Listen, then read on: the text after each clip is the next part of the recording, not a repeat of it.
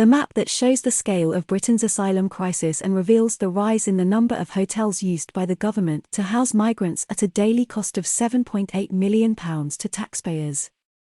Migrants are being placed in hotels all across the UK at the taxpayers' expense.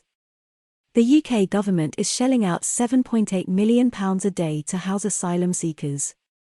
This map of Britain reveals the dramatic rise in the number of hotels requisitioned by the government to house migrants at a £6.8 million daily cost to taxpayers.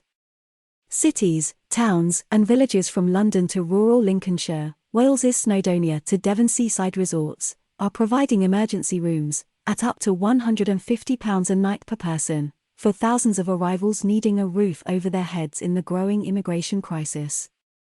It is thought at least 200 hotels have now been taken over by the government, housing some 37,000 migrants. Approximately a third are marked on this map, including a cluster of 20 in the West Midlands, housing hundreds of migrant guests. The Mail has discovered that some state-requisitioned hotels, now closed to the visiting public, have given sanctuary to young men earmarked for deportation after slipping into the UK on traffickers' channel boats within the past few weeks. We have interviewed a young Albanian who paid £4,500 for the clandestine journey to Dover from France, and was then sent to Manston Processing Centre in Kent for initial identity checks. He was placed on immigration bail, meaning he was liable to be dispatched back to Albania, yet was still given a room at the Crown Plaza Hotel in Basingstoke, Hampshire, where he was free to come and go. He has since walked out of the hotel and is in hiding somewhere in the UK, from where he gave us an interview, despite being a suspected illegal immigrant.